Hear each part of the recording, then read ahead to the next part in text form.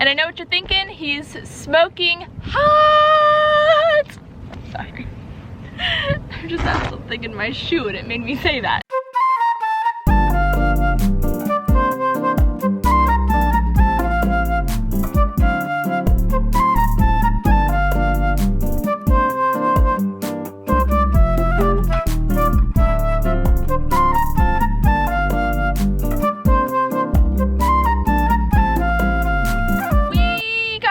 About a year ago and we love it. We're so happy that we're here, but it's sort of like, you know, when you move in with someone and then you get to know them more and more and you learn about who they are and their quirks. That's kind of how it's like when you buy a house. You go in like you're prepped a little bit. You're like, I know, oh, I get this house, I know you, and then you're there for a few months and you're like, oh, is that who you are? Basically, there's a lot of things that you will see in this video that are not finished, so please think of this video as the before. Thankfully, I am married to this man. One of the reasons I married him, actually, is because he's very handy. What's going on? Eric worked in construction for 9 years and his father is general contractor, so we are not without our knowledge and power tools. What has been the most difficult part about renovating our house?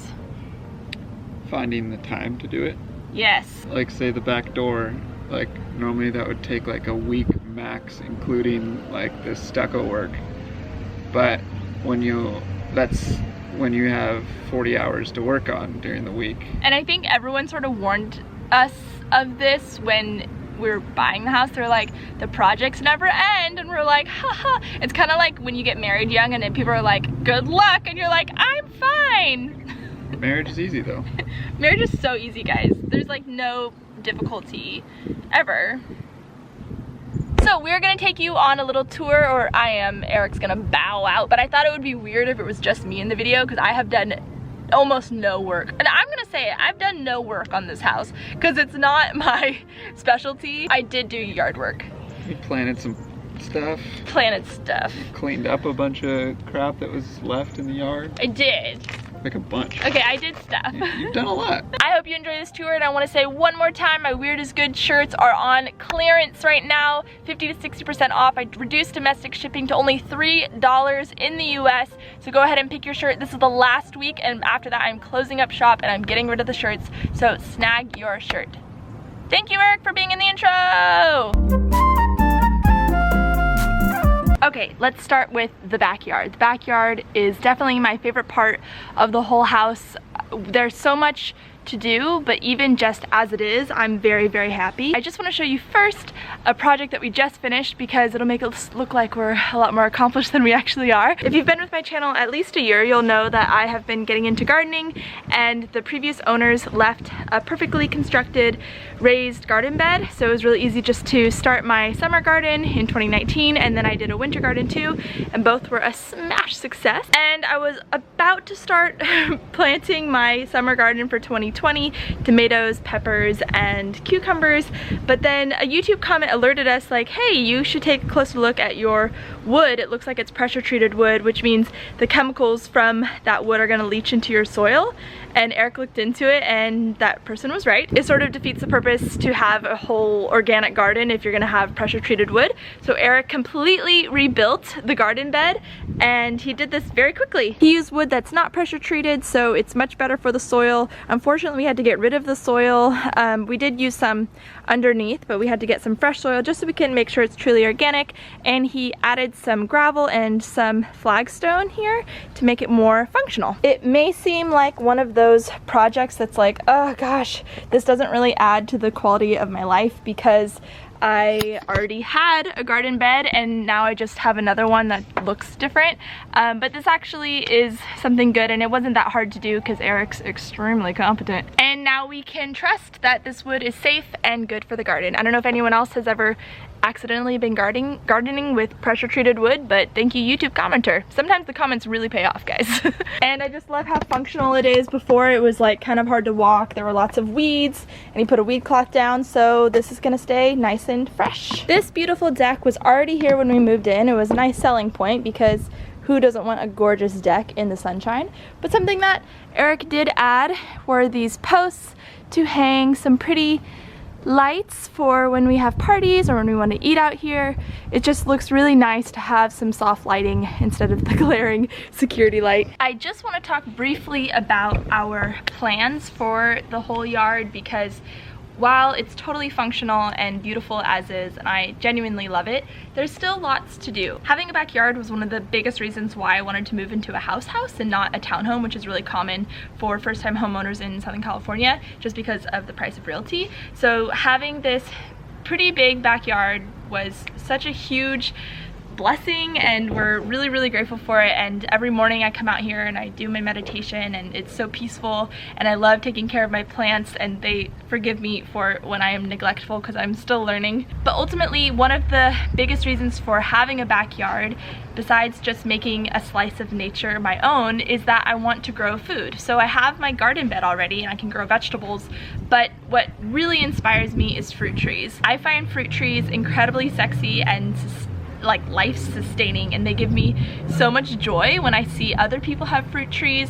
It may seem like one of those kind of mundane things to other people, but for me, when I see a simple orange tree, I get stoked, and I'm not apologizing for that. Sometimes the simplest things in life can make you so happy. And so for me, here's what our yard is looking like, and here's my dream. Eric's just hoping I don't turn it into a farm. Ignore these two piles. We have to load up our yard waste bins, and it takes time, so just block that out. We have 3 gorgeous oak trees here in the backyard, and oaks are a very beloved tree. I love the central oak. If you could see, it's like really well placed. It's a beautiful tree the way it's branching out. But there's these 2 trees in the back, and I will show you why I'm not such a fan. This is a bunch of junk from the previous owners we have yet to get rid of, but if you can see here, these oaks are planted so close to one another that, I don't know, I'm not a tree expert, but it just doesn't make a lot of sense to have both of them back here. I want to take out one, maybe both, because I would love to have a fig tree back here. That is an avocado tree, by the way, in my neighbor's yard. I've yet to make friends with them one day. And what I would like to do here is have sort of like a mini orchard with some smaller trees, because figs can get quite large. I'm thinking something like Fuyu persimmon, yellow peach, purple plum. In terms of aesthetics, Eric and I don't necessarily agree when it comes to how our backyard should look. I'm more into like the wild, romantic look where there is a little bit of structure to it and it doesn't just look like a hot mess or a food forest. Although I love food forest, trust me. And he's more into like the structure and something a little bit more planned. And so yeah, we're still coming to an agreement on that. I would love some place that's fun for children to play. We are now indoors. This is our living/dining area. We're having Kitty for dinner. This is my husband. He's WFH. WFH. He brought his whole work computer home, and that's why it looks like a gaming computer. My husband doesn't game. Nothing against gaming, but yeah, it's not my thing. There's nothing much to say about the living room yet, but I will say that we just got a coffee table, which was exciting. We thought we couldn't have one because it's such a small little area, but we found a secondhand or like a used one on OfferUp or some website like that. This needs to happen. What was here? Like sconces or something? We need to fill that in. Don't touch that. Yeah, I was gonna say the same thing. Don't touch it. The biggest change you will hopefully see in the next few months in the living room, few months? You think maybe a few months? Maybe, or 6 or 10, is we are going to put up a wall-to-wall bookcase right here. If you know me one sliver, you know that I'm a big reader and books are life, and I have many books because I'm super rich, just kidding. I have a lot of books because I have a serious problem where I buy far too many. Most of them are from used bookstores. Eric is nodding along because I cannot help myself. I'll come home with 18 new books when I already have 25 in my TBR pile that I haven't touched yet. The inspiration for this bookcase is from a family that I stayed with in France. When I was in Toulouse, I think it was Toulouse. Now I'm getting it all jumbled. I was with Alex and her family. Hi Alex, if you're watching. She was such an amazing host, and their apartment was the sexiest French apartment I have ever seen, and I found it so beautiful and so to my taste. It was just very artsy and cultural and cool. Here is a boring but necessary thing we did right when we moved in. We replaced the plumbing because the plumbing was original. This house is almost 100 years old and the plumbing was just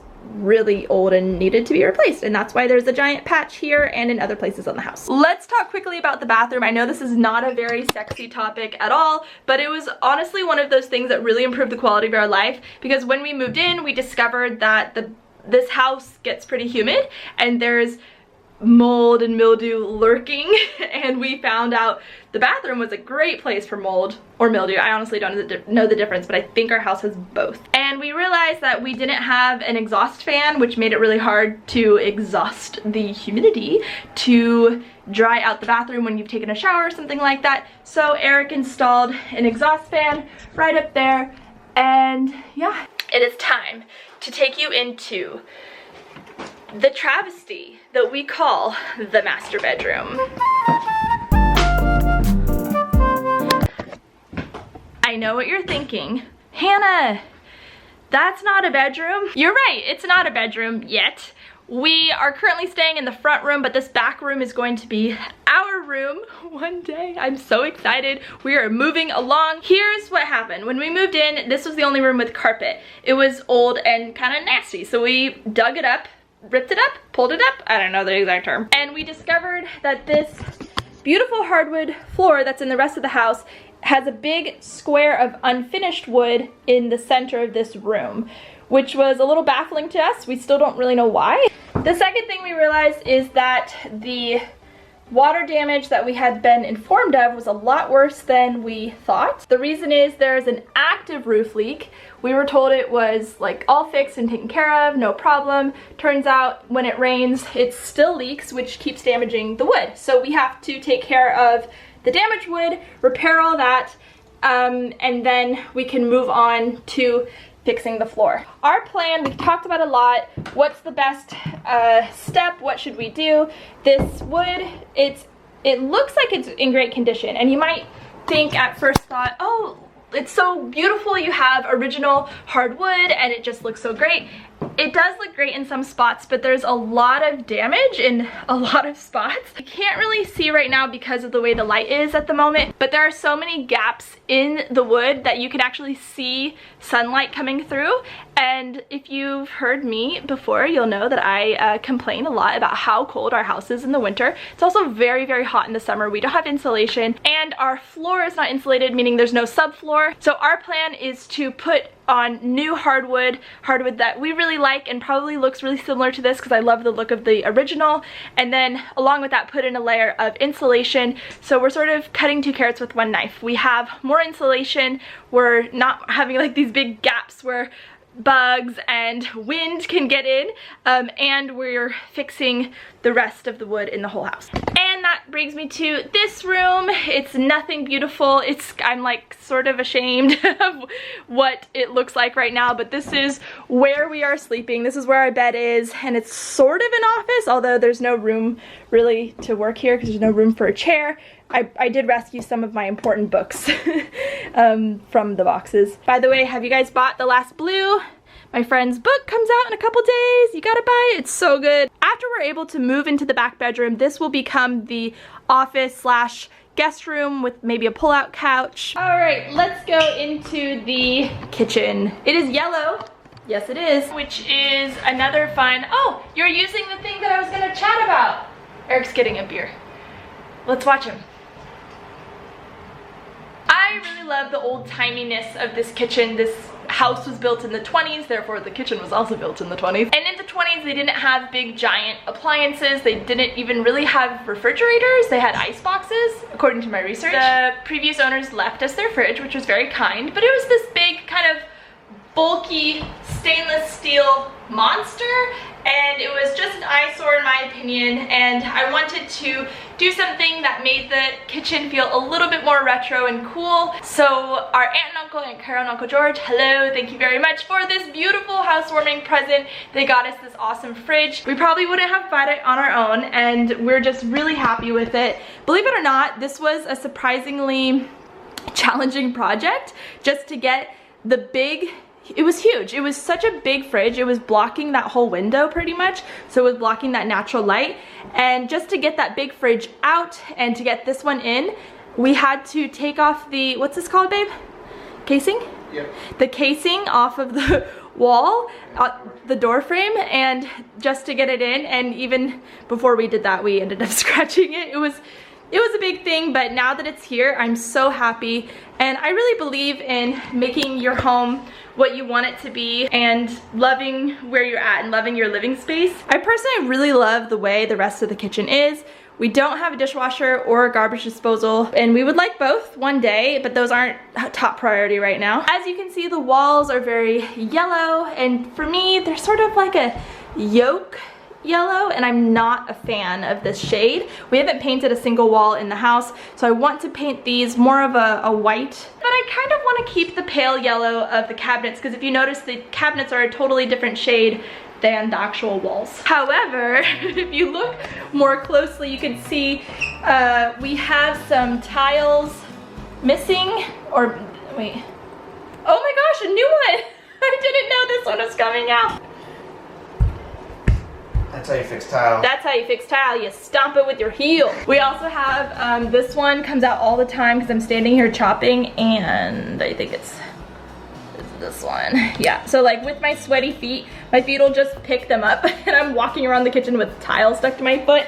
So that needs to be fixed, but again, low priority. I can live with tile stuck to my feet for even a couple of years if I need to. Another thing that we need to work on that is like medium priority is we have a leaky faucet in the kitchen. We actually turn off the water every time we use it because otherwise it just drips and it's super annoying. It would be a super easy fix. Unfortunately, we don't know the brand of the faucet. If we did, then we can just easily find the correct stem cartridge to replace it. And yes, I looked up what stem cartridge was so I could sound kind of smart. One thing that we have accomplished, I went out of town in the fall and I came back and Eric surprised me and he had installed an RO system so we could have fresh drinking water. It's actually really good water, and that was a nice little quality of life addition to our house. This is a room that I don't know what it's called, but we're just gonna call it the anteroom or the annex. This was a big project. We needed to replace the back door. Our old door was so crummy, and every time you tried to open it, it was like you're causing an earthquake, and it was so loud. It was also very hard to lock, and in the summer it expanded and it was difficult to open, and at the bottom there was a giant hole that was haphazardly covered with duct tape so a rat could get in if it wanted to. It was in dire need of replacement, so we're just very happy this project is done. You know, it might seem like, why would replacing a back door be such a long time-consuming project? And it's just because we only have pockets of time to work in, because Eric works a full-time job and he also trains for ultramarathon, so he's running almost every day. Now we're going to the main event, which is our favorite part of the whole house, and that's our roof leak. This is the area right above the back bedroom that I was showing you that's actively leaking. So what Eric and his dad have been doing is patch, patch, patch. The reason it's so complicated is that there are 2 layers of this flat roof, and there's obviously a leak or a hole at the bottom, and there's obviously a hole somewhere at the top layer, but that top layer hole could be anywhere. Is that a proper explanation? Yeah. So their next step that they're going to work on this week and this weekend is to something, and I don't know how to explain it, but it's different than patching, and hopefully that will be able to solve the problem and we can move on downstairs. Is that helpful? Is that good? It's just a different kind of patching. It's a different kind of patching is what I said. It's not using Henry's tar. It's not using Henry's tar, it's using epoxy. I don't know. Based paint. Based paint. I know nothing. Thank you so much for watching the tour. That was really fun to share this with you guys. I feel like I haven't been sharing a lot about my private life lately, and I think it's just because as I grow up, I am less inclined to share every little thing about my life. I think when I was in my 20s, I really did share pretty much everything. I was very comfortable with that. But now that I'm a little bit older, I'm just kind of wanting more privacy while still being able to connect with you guys and share my ideas on this platform, which I'm really grateful for.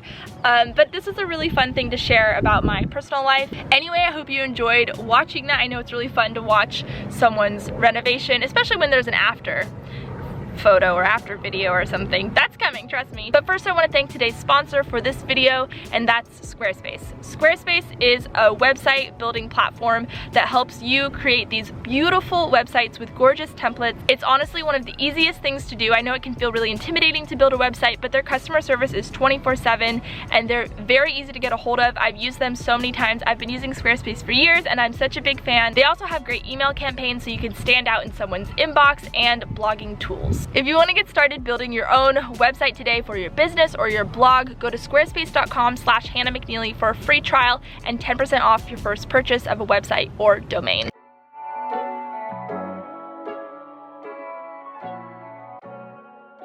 Eric actually shaved his quarantine beard just for you guys.